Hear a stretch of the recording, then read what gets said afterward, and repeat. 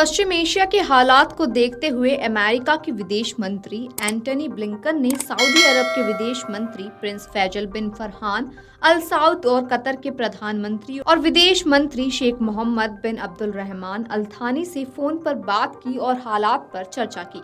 Lebanon के उग्रवादी समूह हिजबुल्लाह ने कहा है कि वे इजराइल पर हमले तेज करेगा। हिजबुल्लाह का ये बयान हमास प्रमुख याह्या सिनवर की मौत के बाद सामने आया है। हिजबुल्लाह ने कहा है कि वह इजरायली सेना के खिलाफ ज्यादा सटीक मिसाइलों का इस्तेमाल करेगा। वहीं ईरान ने भी इजराइल को धमकी दी है कि और कहा है कि याह्या सिनवर की मौत के बाद प्रतिरोध की भावना और मजबूत होगी।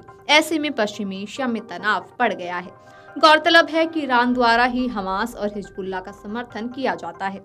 इजराइल ने हमास और हिजबुल्लाह दोनों के खिलाफ युद्ध का मोर्चा खोला हुआ है और दोनों संगठनों के पूरे शीर्ष नेतृत्व का सफाया कर दिया है। याह्या सिनवर की मौत पर इजराइल के प्रधानमंत्री बेंजामिन नेतन्याहू ने एक वीडियो संदेश जारी कर कहा कि इतिहास में होलोकास्ट के बाद यहूदियों पर किए गए सबसे भयावह नरसंहार को अंजाम देने वाले शख्स को मार गिराया है। शनिवार को मारकर हिसाब चुकता कर दिया गया है, लेकिन हमारी जंग अभी खत्म नहीं हुई है।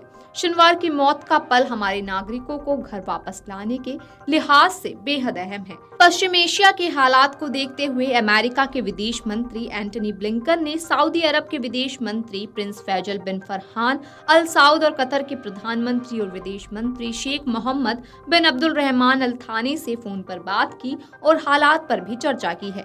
यूरोपीय कमीशन की अध्यक्ष उर्सुला वॉन डेर लेyen ने कहा कि याह्या सिनवर की मौत से हमास कमजोर होगा। वहीं इजरायली मीडिया के अनुसार पीएम बेंजामिन नेतन्याहू ने एक बयान जारी कर कहा कि याह्या सिनवर की मौत गाजा की युद्ध की समाप्ति की शुरुआत है।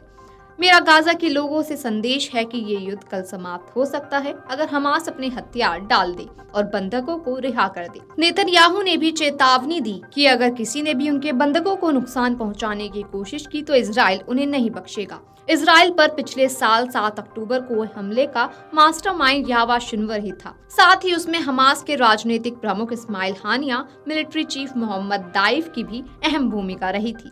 इजराइल ने हमास के लगभग सभी शीर्ष नेताओं को ढेर कर दिया है। बीती 31 जुलाई को इजराइल ने ईरान में हानिया को निशाना बनाया था, जिसके चलते ईरान ने इजराइल पर हमला भी किया।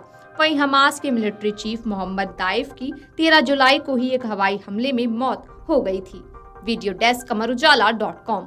अगर आप ये वीडियो YouTube पर देख रहे हैं तो हमारे चैनल को सब्सक्राइब कर बेल आइकन दबाएं और Facebook पर देख रहे हैं तो हमारे पेज को लाइक करें।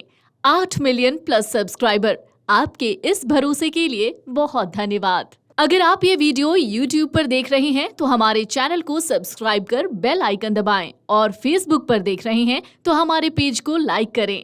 8 मिलियन प्लस सब्सक्राइबर, आपके इस भरोसे के लिए बहुत धन्यवाद।